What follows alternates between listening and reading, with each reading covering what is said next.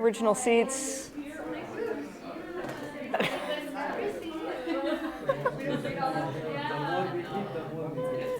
Yeah, exactly. That's why we are. She's like so comfortable. Oh, you're so sweet, so kind, and then she comes. Oh. Get out. Okay. Thought.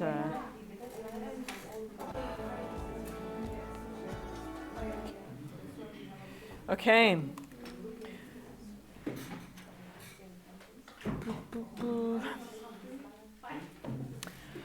So, as you guys can tell,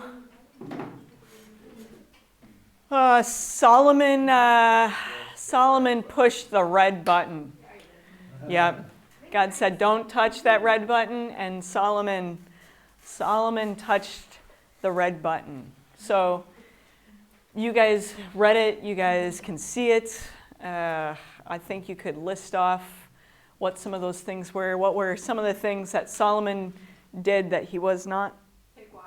Well, too many wives. Too many wives, yes. Okay. 300 wives, 300 concubines. Yes. Look at one. Whole lot of different women. Yes. Okay. Oh, wait. Sorry.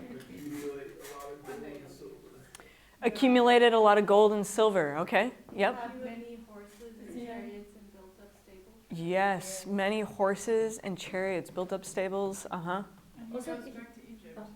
I was about to say that. Okay. There it is. Go back to he went back to Egypt. Yes. Okay. What else? Anything else? God tells him he must keep a copy and read it daily, Uh-huh. and we don't know that he doesn't do that. Yeah. I guess it doesn't like explicitly say, but you would think, he's probably not doing that since he's breaking all. Yep. And like the consequence of him intermarrying is that he turns away from God and worships their gods. Yes. So you can also see that. Yeah. So idolatry. Yeah. Yep. Uh-huh. Even he built shrine. He built some shrines. Yeah. To the other gods. Yeah. Yep. Okay. Yes. Yeah. Whew. I want to just touch on marriage alliances because you'll see that this is something that comes up not just with Solomon. You're gonna, if you haven't noticed it already with some of the kings, that this is a pretty common thing that happens in that time. So. Marriage alliances, it's something that happens between nations. And basically it's a way of trying to keep peace with each other. So when you hear of a nation going into a marriage alliance with another nation, Solomon, for instance, going into this marriage alliance with Egypt and many other nations, it was a way of trying to keep the peace. So if you think about it, I'm not trying to justify it as like a good thing, but from a worldly wisdom way, what do you think kind of like makes sense about these marriage alliances? So where you basically, if you were king, you give your daughter in marriage to a neighboring nation. What do you think might be a reason for that? Protection, yeah. Like if you were going to go to war against that nation, like you kind of have an alliance already, because like your family with them, basically. Yeah. Yep, exactly. Yeah, so if you have family if you've given your daughter in marriage to Egypt, you're going to probably be a little bit less excited, or you're going to be less motivated to go against war with that nation, right? Because you've got family in there now. So yeah, exactly. I think also we read a bit yesterday about there's quite a few times about Solomon, maybe it was a few days ago, about Solomon, but paying tribute why a lot of these other nations were paying tribute, and I don't know if that has to do with the marriage alliance, but it kind of seems like it. Yeah, I think it's another way of trying to create peace in that way. Yeah, yeah. So it's, in the same way that the tribute was one way of trying to create peace. These marriage alliances was also another way to try and create peace.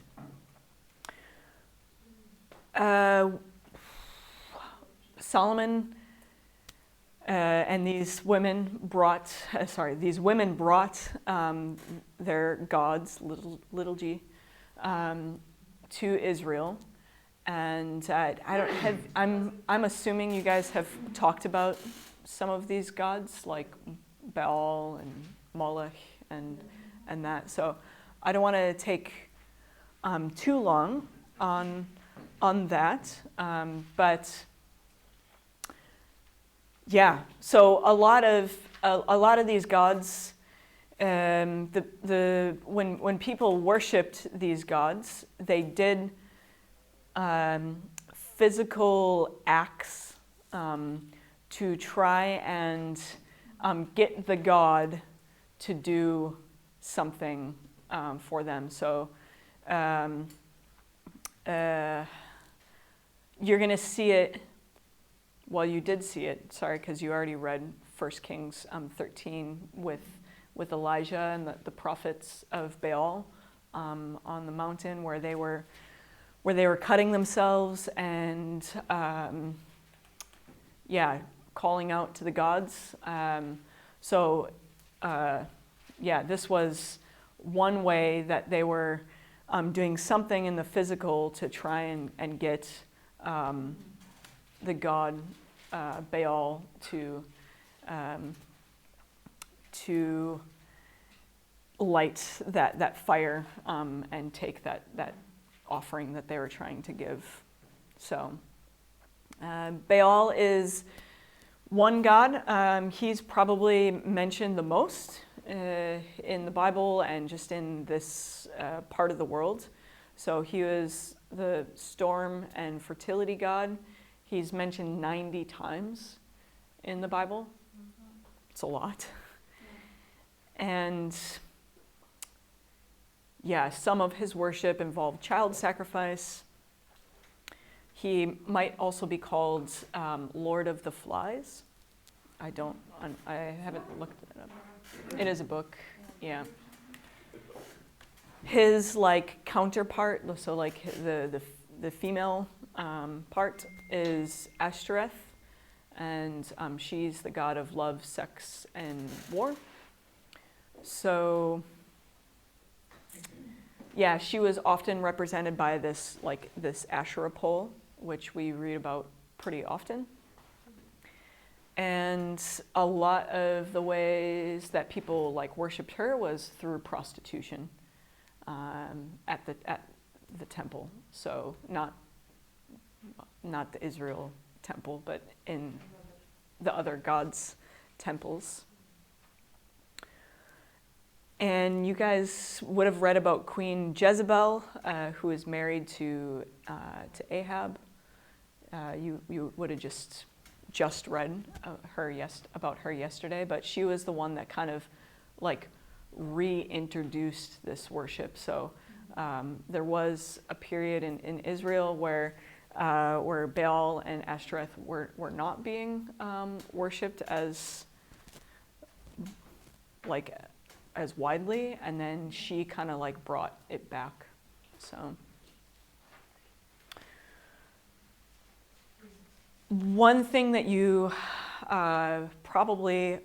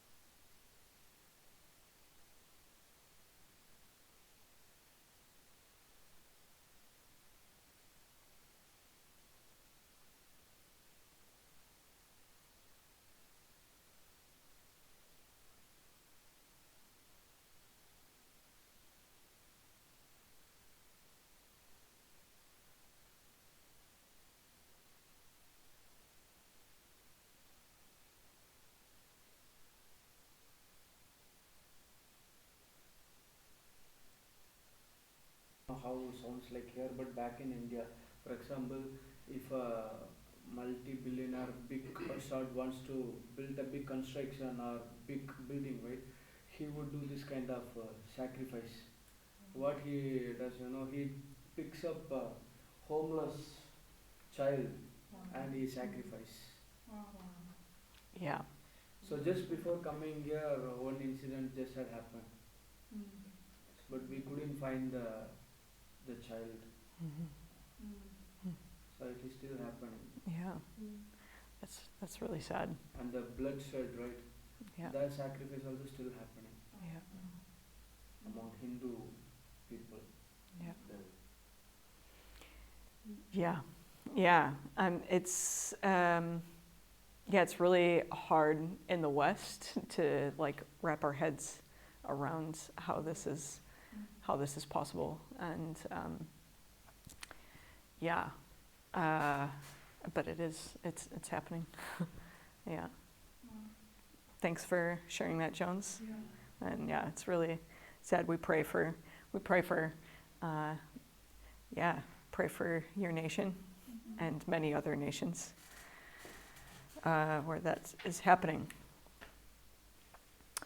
Yeah, I think it's like, I don't know, I'm sure you've encountered this as you've been reading through and you've been following the story of the Israelites, and you're like, how could they do that? The golden calves with Aaron, on Mount Sinai, and you're like, how could you do that? And again, with reading through Kings, Grace is like, I can't read this anymore. It's horrible, And you're just like, man, how could they turn away from such a loving God? Like, how could they turn away, especially with all the warnings and the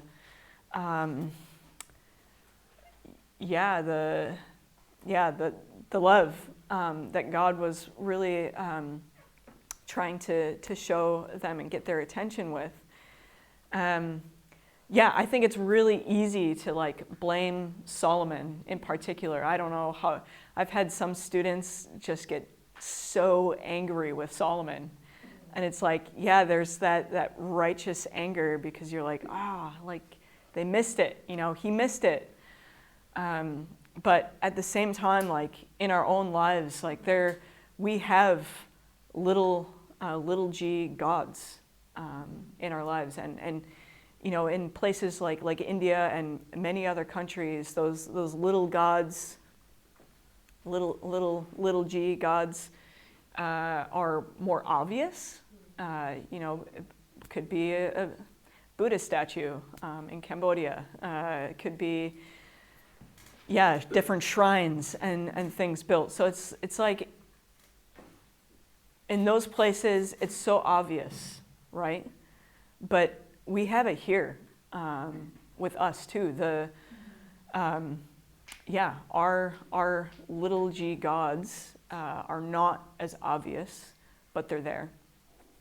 And so I want to just read something to you guys. For those of you that are visual and you want to read along, I'm going to put it up there. But if you're not visual, you can just close your eyes and just ask the Lord to speak to us through this. So, hello, I am an idol. Don't be afraid. It's just me. I notice you're turned off by my name, idol. It's okay. I get that a lot. Allow me to rename myself.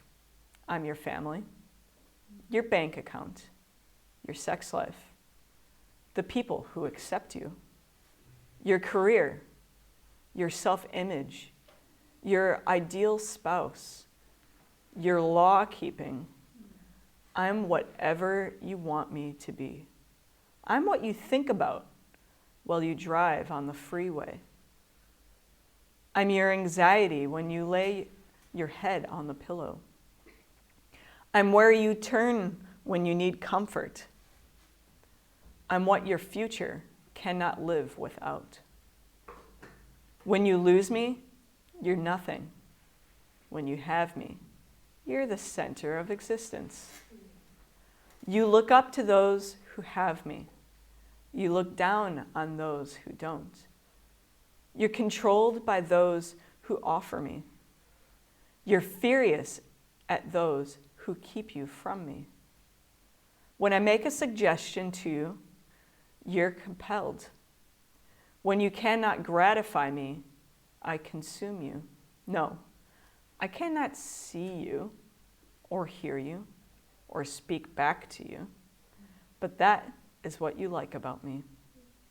No, I am never quite what you think I am, but that's why you keep coming back. And no, I don't love you, but I'm there for you whenever you need me. What am I? I think you know by now. You tell me. Yeah, so, I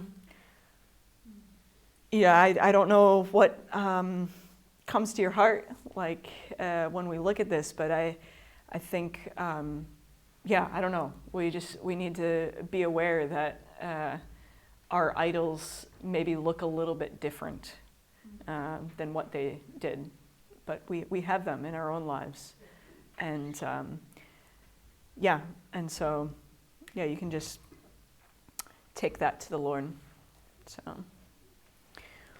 So what really was Solomon's problem?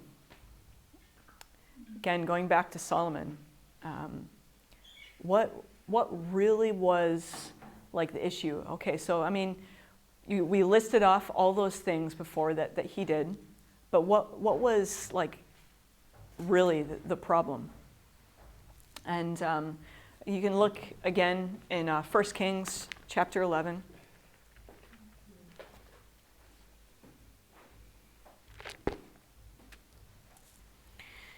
Uh, 1-9. We won't read that again, especially because one group really looked at it. But I would say that Solomon's problem was that the Lord was no longer his first love. And when I think about this, I don't think it was something that just like, I don't know, one day Solomon was like, just gonna do my own thing and see you later, God. But I think it was a really slow, gradual process. He married this lady from Egypt, and maybe just made an allowance for her to worship her God.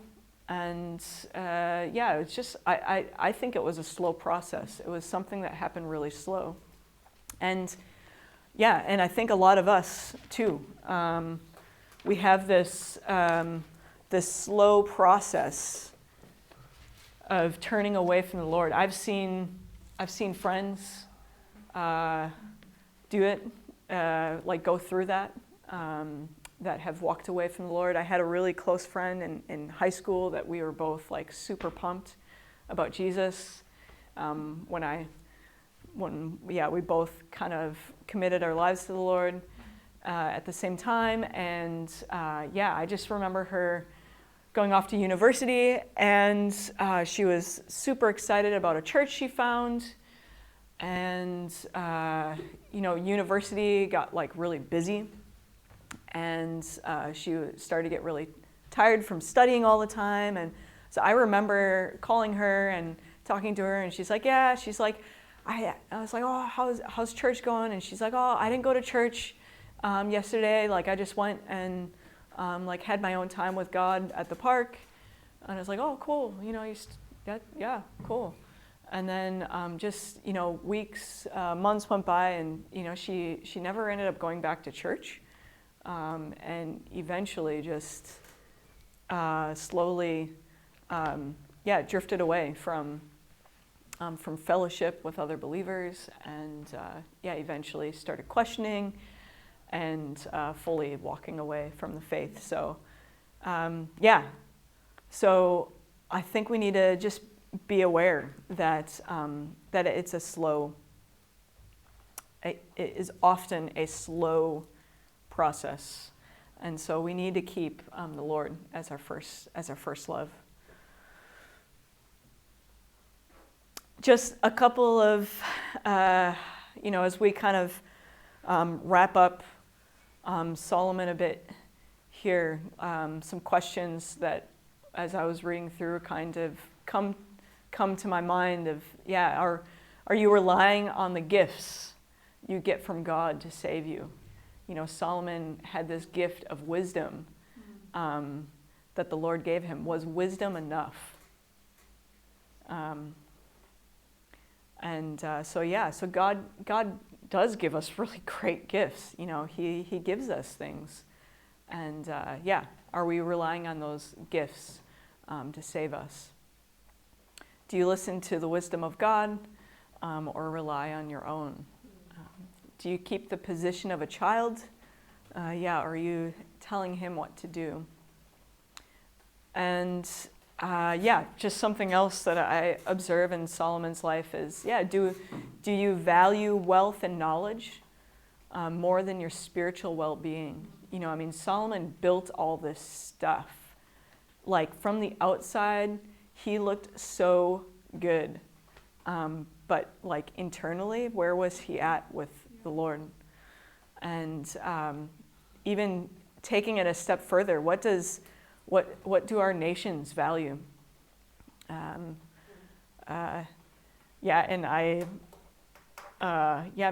Maybe some of you guys will go into the spheres, into government, into the arts, into communication, into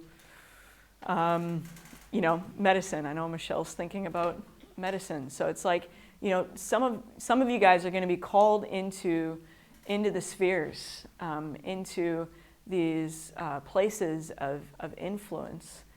And I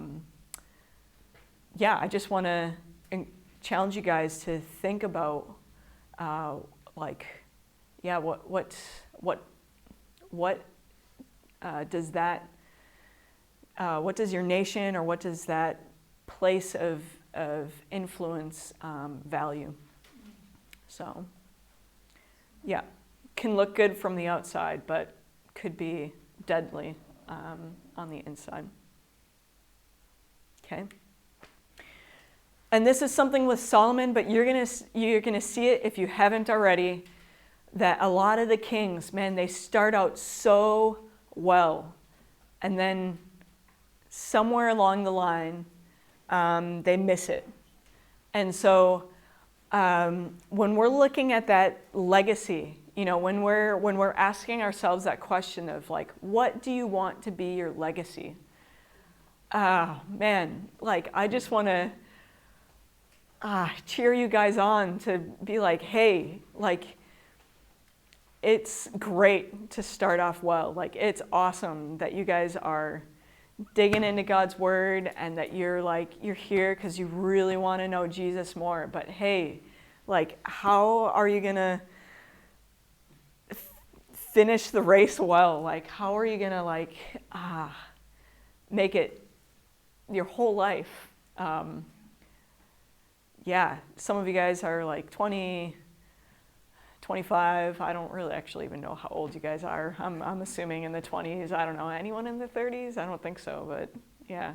So I'm in my 30s, and I'm like, whoa, okay. I actually have a lot of life left. I'm like, oh my goodness, like, I have so much life left. And I'm like, I want to just keep loving Jesus, like, all the way to the end. Like, I really want to. I really, really want to. And so we look at Solomon and the kings, and that's why I find it so convicting and so challenging to be like, yes, like, we want to finish this race well. Okay. Something else we see from Solomon is that sin affects the next generations. I can see it in my life. Not that you have, like, you know, I really believe that God gives us a way out of it's not that, oh, because my parents did this, that means that I'm going to be like this. Like, I fully believe that God redeems and that we can break the cycle of sin in our families.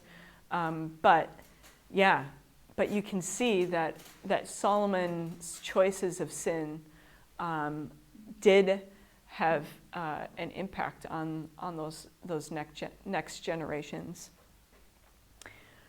And so we see that with Solomon, that he had this divided heart. His heart was not fully for the Lord. It was divided. It was distracted. And his divided heart actually ended up dividing the kingdom.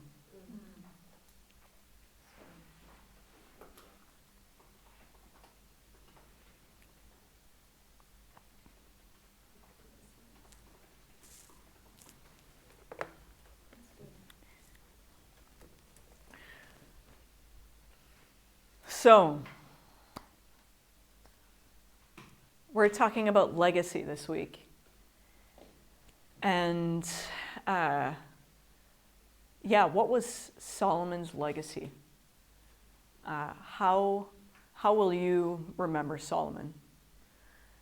So we're going to actually take a moment, and you can come up to the whiteboard, and maybe it's just one word, maybe it's a little phrase, but yeah, and just be careful for the cords up here. But how will you remember Solomon? So you can come up, and we've got a couple markers here, and you can just write up on the board, how will you remember Solomon? So yeah, maybe it's a word, maybe it's a phrase, something. How will you remember him? Okay. So when you have something, you can come up. Some of you might need a minute to think. That's okay. Yeah. No, you just go for it. You go for it. They're thinking. They're not watching you, I'm sure. They're probably thinking right now.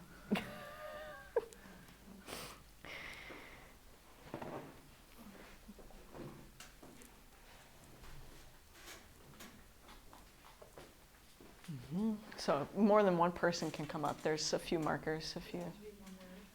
It can be more than one word. It can be, it could be a phrase. It could be a sentence.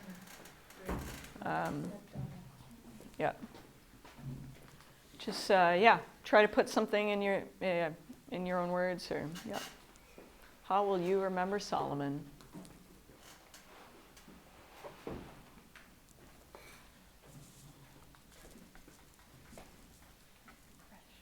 Vorsicht. Yeah, first time I'm wearing these guys. Thanks.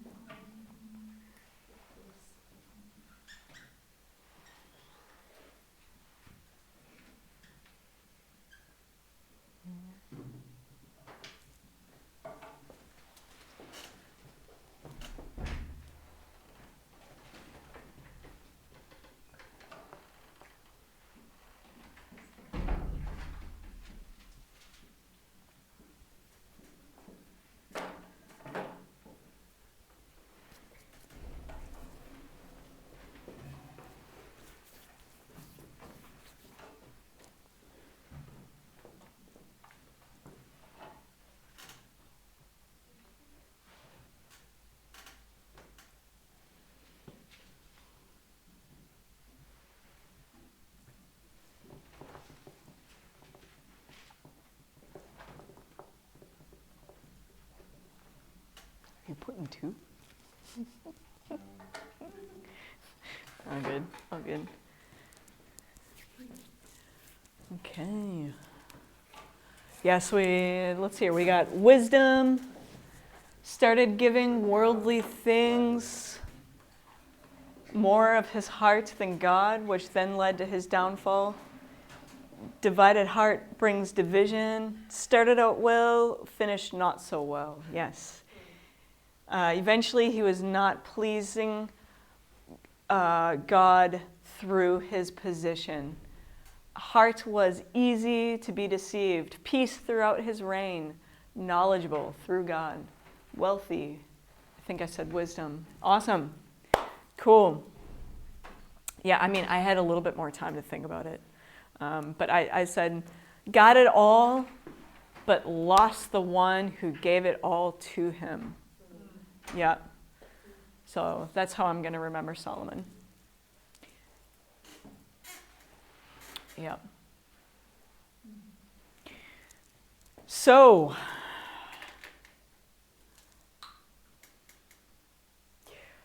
so Solomon dies, and he gives his son Rehoboam becomes the next king of Israel. And Solomon had put a lot of really heavy taxes on the people. And he had the tribes in the north do a lot of the work, a lot of the heavy labor. And so the northern tribes come to him and say, hey, Rehoboam, your dad, he made us work really hard, and and we want lighter work. So so they say, your father was a hard master. Lighten the harsh labor demands and heavy taxes that your father imposed on us. Then we will be your loyal subjects. So, this is, so Rehoboam goes and he seeks some counsel. So first he goes to the older guys and he says, hey, what should I do? Let's look at that in 1 Kings 12. So let's flip open to that.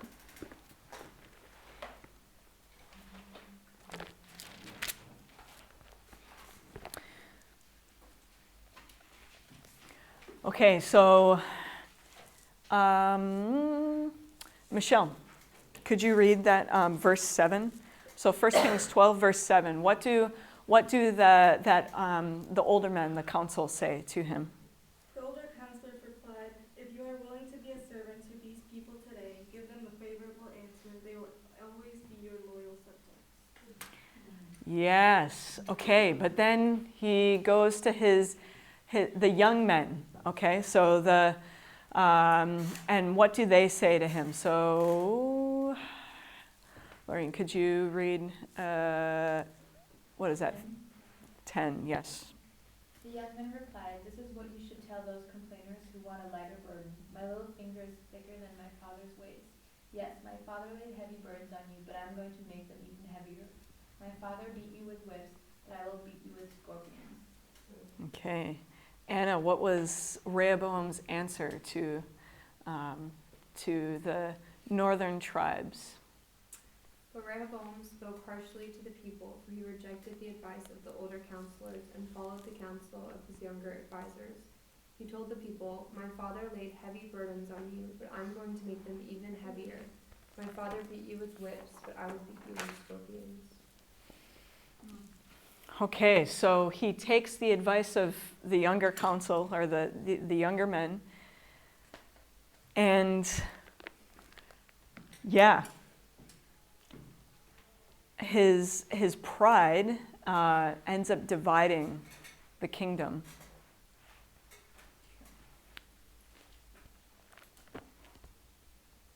So, interesting. You're going to see a little bit of a theme. There's a couple of times in Kings where people go and get some counsel. And yeah, sometimes this counsel doesn't end up being good advice. And so I think this is something that we really need to actually, be aware of.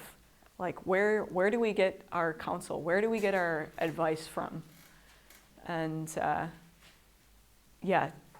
not saying that age always has to do something with it, because I think that there's people of age that maybe also don't give the best counsel.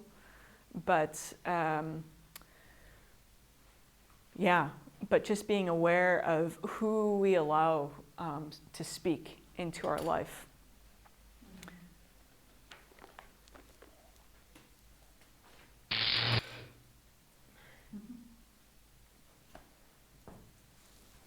So this divided kingdom, okay, so Rehoboam says, nope, we're going to keep taxing you guys, we're going to keep working you hard.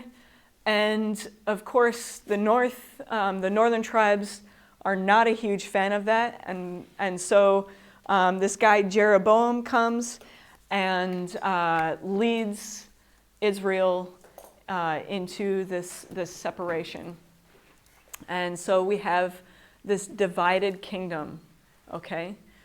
And as I've kind of talked a little bit about it, but we have the northern kingdom, which is going to be called Israel, and this southern kingdom, which is now Judah. So you can see the northern kingdom has 9 dynasties. So does someone know what a dynasty is? It's where, did you? Yeah, you want to try? I'm not sure, but I Yeah. think it's like every family of kings, Mm-hmm. or people that reign. Yep. And so every time people kill their descendants to bring a new dynasty. Mm-hmm. Yeah. Yeah, so dynasty has to do with passing it to a family member. Okay, so if I was a king and I have a son, and when I die, my son becomes king, that's still the same dynasty. Now let's say I'm king and Aaron kills me and my son and becomes king. She's the start of a new dynasty. Yeah. Okay? So it has to do with passing it on to the family.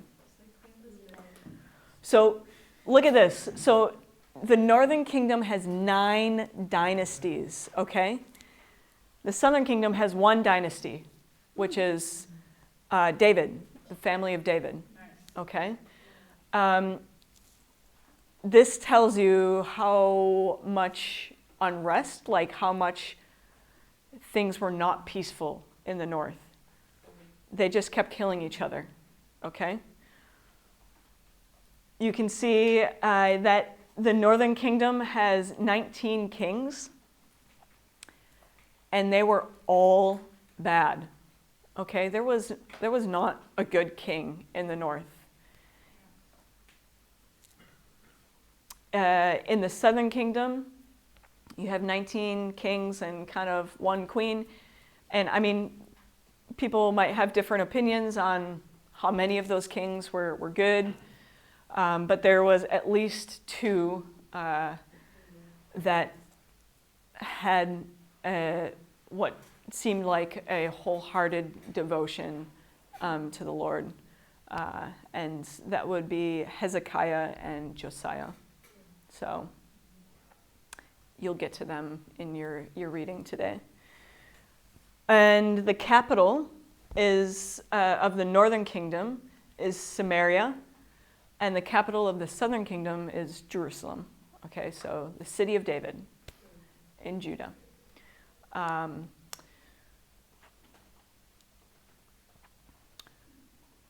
So when you guys read through the prophets, you're going to see references to Samaria.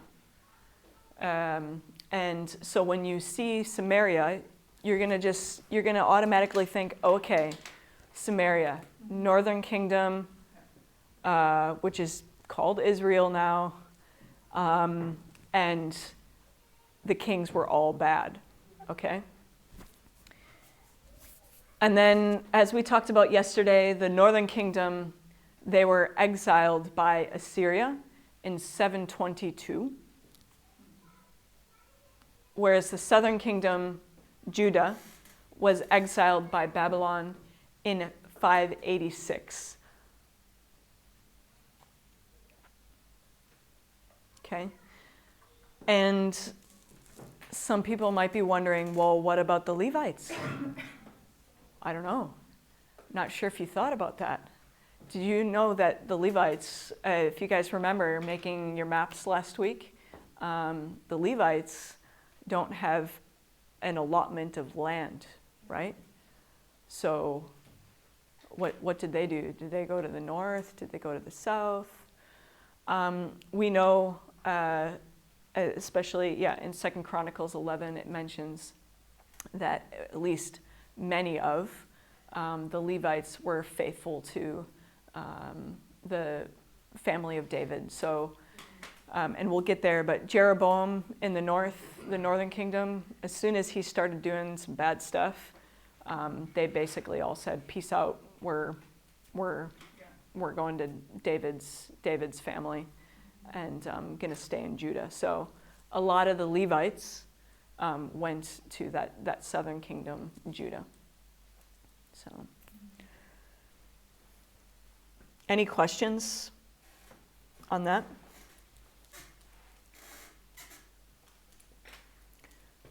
Kind of hoping maybe parts of it is starting to like click with the whole like divided kingdom and north, south.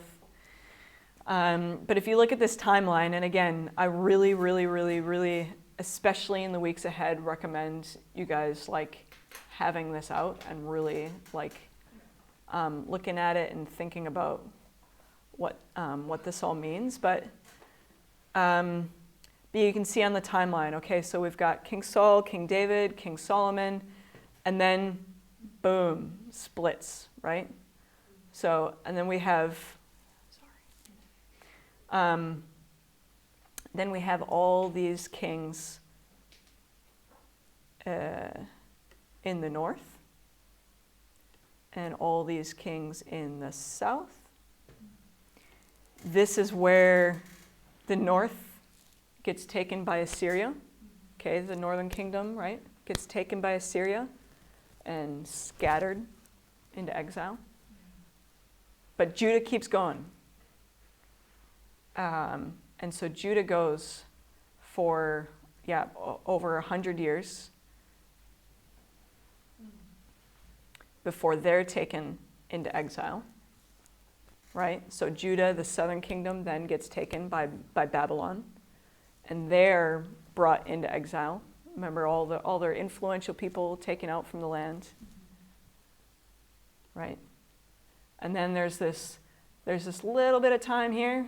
I mean, a little bit, like 70 years.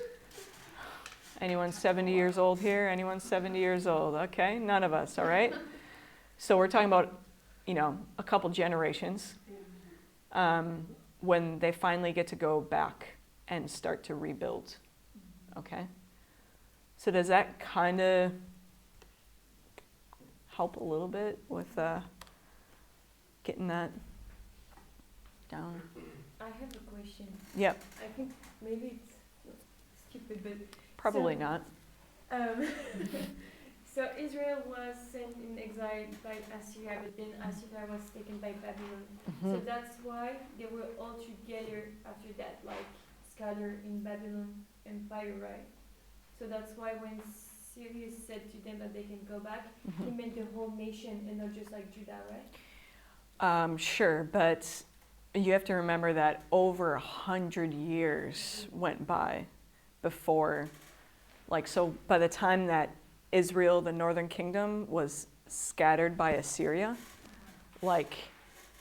over 100 years went past where they were in the Assyrian culture, in the Assyrian language, And so many of them probably didn't really even identify themselves anymore as Israelites. So it means that only like the tribe, I mean, only Judah really came back to the land and became the Israelites we see after that? Generally, yes. Okay. But there is, in one of the Gospels, and I can look it up later, in one of the Gospels, there is a prophet, Anna, who, and it says that she was from the tribe, yeah, one of the northern tribes. So it's possible that some of them did come back, but tribe of Asher, okay, but probably not many. Okay. Yeah. Yeah, I mean, 100 years is a long time. It's a long time. Kids, and there'd be like generations. So they were like less and less than before, like there was like a small. Yeah. So we're saying basically that after the division and after they're coming back, it's like all the Israelites are then the descendants of Judah, more or less. Yes, more or less. Yeah. That's Yeah. crazy. Yeah. Mm-hmm. Yeah. Yeah. So most of the northern tribes were lost, like Sia. They became Assyrians. Yeah. Yeah. Wow.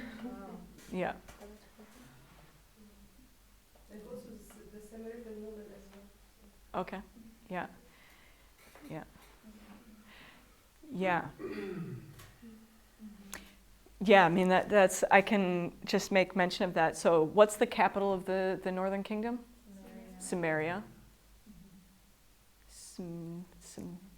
Samaritans. Yeah. A lot of when Assyria came and conquered the northern kingdom, right? They scattered the Israelites, the northern kingdom tribes, out into Assyria, but then they moved their people in to the northern kingdom. Okay. And those people that moved in kind of incorporated some of the ways that the Israelites would have worshipped, but mixed it with their stuff. And that is how we, so when you get to the New Testament and they talk about Samaritans, it's those people that have kind of picked up a little bit of like Yahweh worship, but have mixed it with some other things.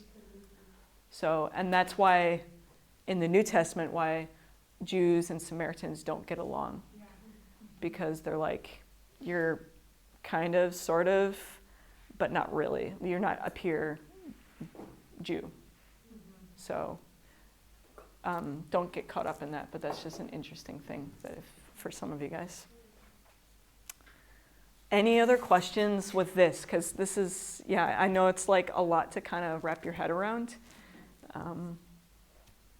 Yeah. I mean, that's kind of crazy because then, I mean, if God would have given the covenant to David and said, okay, I will, like, because he also says to Solomon, you know, I will, because of the covenant, like the promise I gave to David, like your line will be sustained. Like if he wouldn't have done that, maybe all the Israelites would have been scattered. And all would have been like Assyrians. Mm-hmm.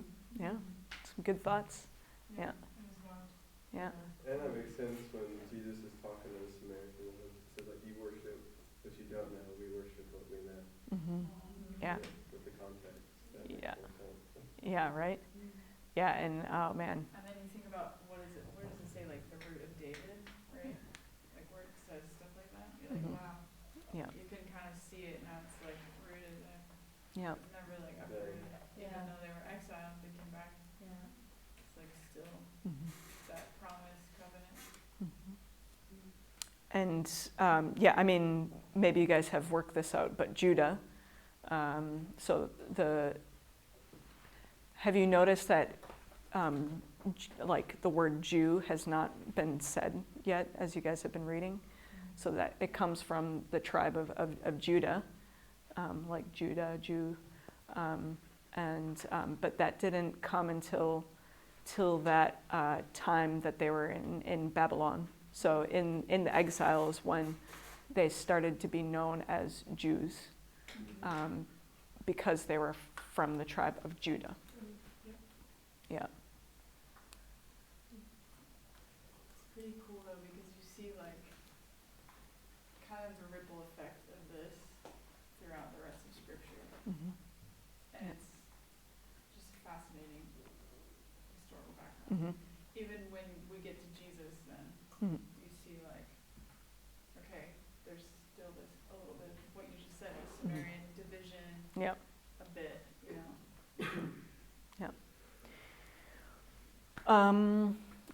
Yes. Okay. So we're going to move on from this, but if more questions come up later, feel free to ask. So Rehoboam says, nope, not going to lighten that load. Northern tribes say, all right, we're gonna be our own country. We don't want to belong to the house of David anymore.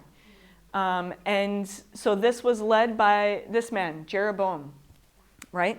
Okay, this is on your timeline, right? Jeroboam, Rehoboam, they're on your timeline, okay? So if there's some names, some kings that you should remember, okay, this is one. And so you have Rehoboam in the south with Judah, and you have Jeroboam in the north, Israel.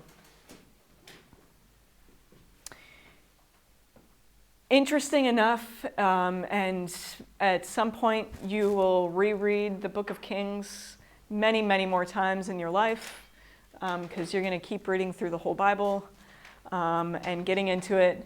But just notice with this guy how what some of the prophets were saying to him, and what the Lord actually promised or gave Jeroboam this similar sort of encouragement to follow the ways of the Lord. And but unfortunately, Jeroboam becomes king, and it is not long until Jeroboam just starts to walk against the ways of the Lord, and he leads the whole northern kingdom, Israel, into sin and rebellion. Let's look at 1 Kings 12. 1 Kings 12, 25 to 33.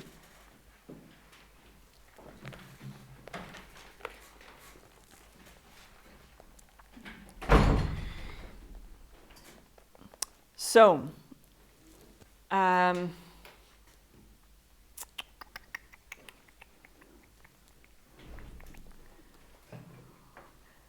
Leah, would you be okay to read that? I'm sorry, I did not hear the verse. That's okay. 1 Kings 12, Okay, sure. 25 to 33. Jeroboam then built up the city of Shechem in the hill country of Ephraim, and it became his capital. Later he went and built up the town of Peniel. Jeroboam thought to himself, unless I am careful, the kingdom will return to the dynasty of David. When these people go to Jerusalem to offer sacrifices at the temple of the Lord, they will again give their allegiance to King Rehoboam of Judah. They will kill me and make him their king instead. So on the advice of his counselors, the king made 2 gold calves. He said to the people, "It is too much trouble for you to worship in Jerusalem. Look, Israel, these are the gods who brought you out of Egypt." He placed these calves idols in Bethel and in Dan, at either end of his kingdom.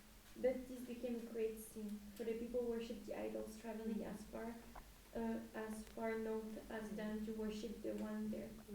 Jeroboam also erected buildings at the pagan shrines and ordered priests from the common people. those who were not from the priestly tribe of Levi.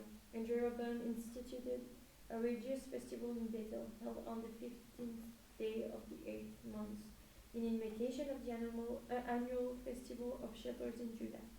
There at Bethel he himself offered sacrifices to the calves he had made, and he appointed priests for the pagan shrines he had made. So on the 15th day of the 8th month, a day that he himself had designed, Jeroboam offered sacrifices on the altar at Bethel. He instituted a religious festival for Israel, and he went up to the altar to burn incense. Yeah. So Jeroboam, man, he was like, oh no, if the people in my northern kingdom, if they have to go to Jerusalem every time they need to like offer a sacrifice, like they might want to, join with Judah again, and then I might lose my kingdom, right?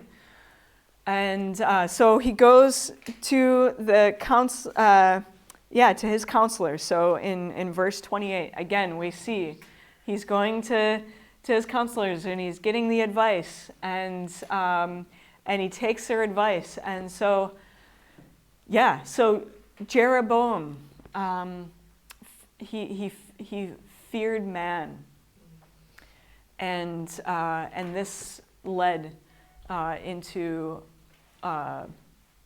introducing some really not good stuff to the northern kingdom. So I'm going to show you another archaeological site, and you can see the two places on there where it says Jeroboam built a sanctuary, and Jeroboam built a sanctuary down in Bethel and Dan. Okay, so the Dan site is actually they have rediscovered the Dan site. It is crazy, and you can like walk around and you can see like where would have been the place that the golden calves would have been, and some similar, because he he brought in stuff that was similar to like the temple in Jerusalem. Like the altar looked the same, but he just, he said, these golden calves are the ones that brought you out of Egypt. So, you can kind of see this is where those things would have been. And notice the holy places. So there's also, holy place, the outer courts. So it's like, that whole thing, just, man, the enemy is like that. He really likes to make things kind of appear like it's like always like this half truth. It's like you kind of get it right, but not really. It's like so close but so far away. Yeah. Man. Yeah. So,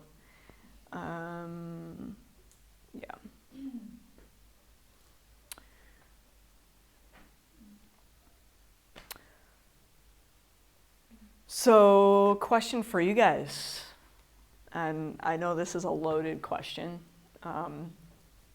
but where have you compromised because of fear of man?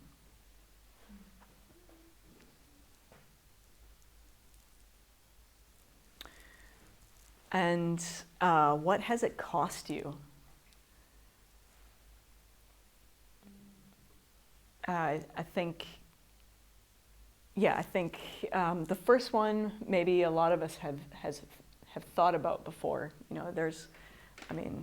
I could make a long list of different times where I made decisions because I was just afraid of what people would think of me, or stay in a relationship for way too long because I didn't want to hurt that person or something like that. It's fear of man. So I think all of us have probably thought about that first question, but to take it that little step further of just like, yeah, recognizing like what did that cost me,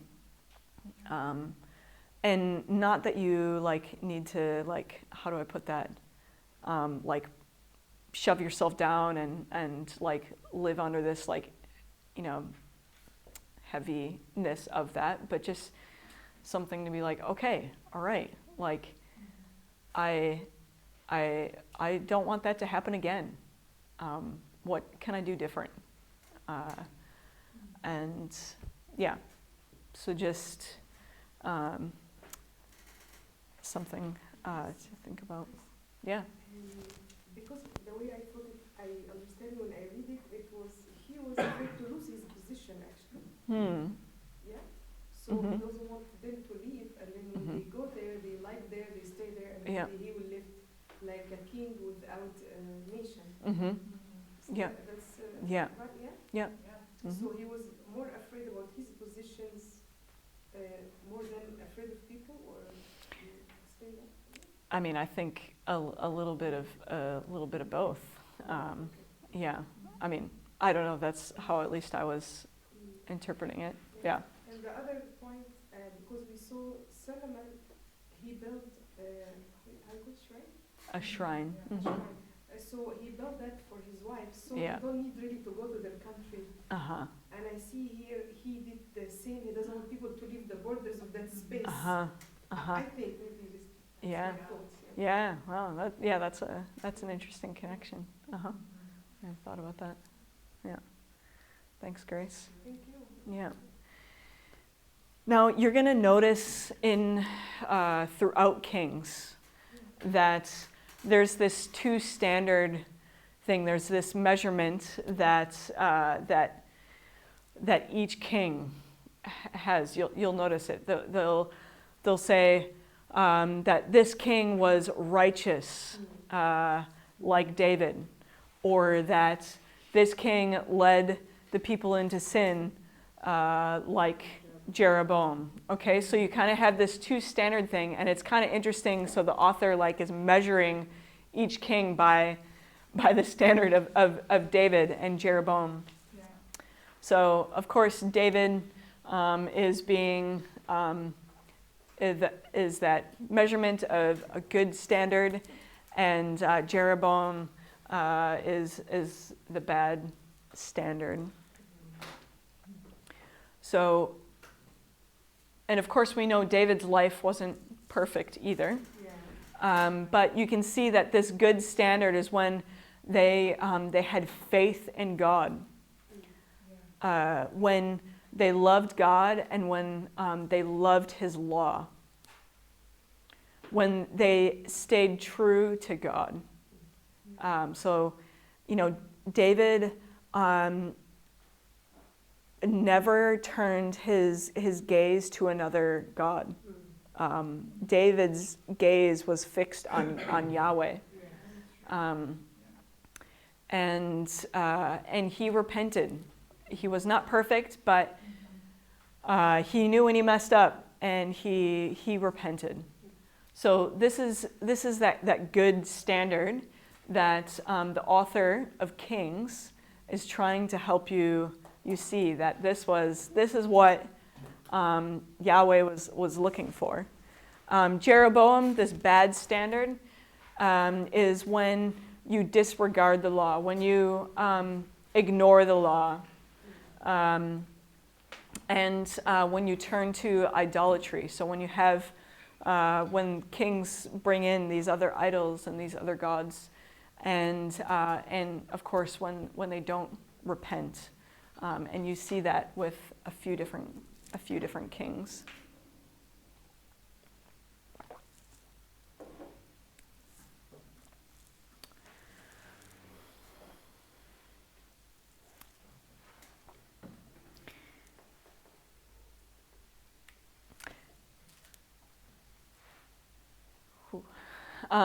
So there's this prophecy, you can read about it, and it is let's see here. 1 Kings 14.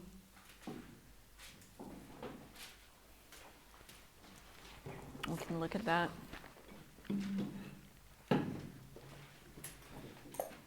So 1 Kings 14.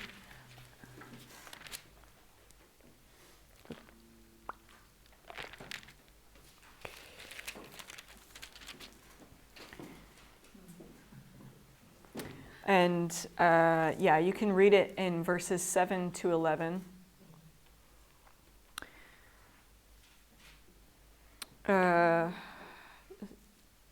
Was someone about to read it? No? Oh, I thought someone was about to read it. Yeah. I'm just, yeah. To read it? Yep, go for it. Give your 14:7? Yep. Okay. Give your husband Jeroboam this message from the Lord, the God of Israel. I promoted you from the ranks of the common people and made you ruler over my people, Israel. I ripped the kingdom away from the family of David and gave it to you. But I have not been like my servant David. But you have not been, like my servant David, who obeyed my commands and followed me with all his heart and always did whatever I wanted. You have done more evil than all who have lived before you. You have made other gods for yourself and made me furious with your golden calves. And since you have turned your back on me, I will bring disaster on your dynasty and will destroy every one of your male descendants, slave and free alike, anywhere in Israel. I will burn up your royal dynasty as one burns up trash until it's all gone. The members of Jeroboam's family who die in the city will be eaten by dogs, and those who die in the field will be eaten by vultures. I, the Lord, have spoken. Yeah. So obviously you can tell the Lord is not happy with Jeroboam. And yeah, so and in verse 15 you can see that the Lord is telling them that they will be taken away from the land if they don't repent. I think it's interesting in verse 8 there. It says, I ripped the kingdom away from you and gave it to you, from David gave it to you. I mean, the Lord knows. Yeah. It's interesting. So, and we kind of mentioned this the other day, but the Lord gives so many opportunities to Israel and Judah to repent and turn back to Him. And God gives us so many opportunities. The things that I do over and over again. Oh. So how are you going to remember Jeroboam the first? What will be, what do you think his legacy was? We're talking about legacy. So what is Jeroboam the first? What is his legacy? How will you remember him? Yep. So when you have something going up, again, can be a word, can be a phrase. Sorry.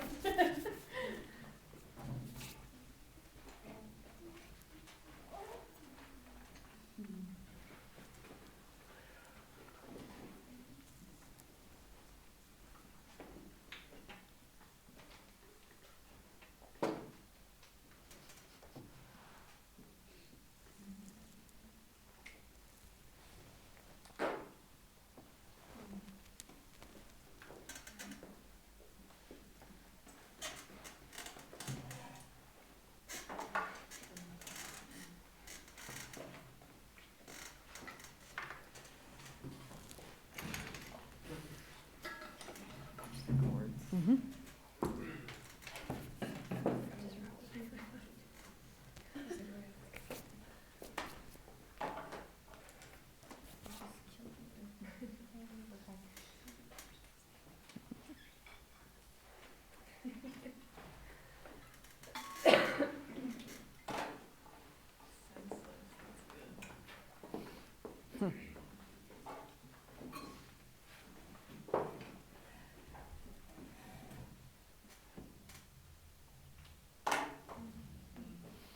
Anyone else have something they want to put up there? Yeah, all right, Mick's got something, awesome.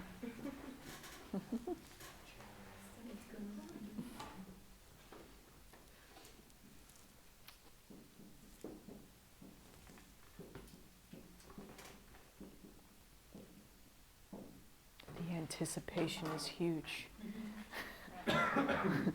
What's it gonna be?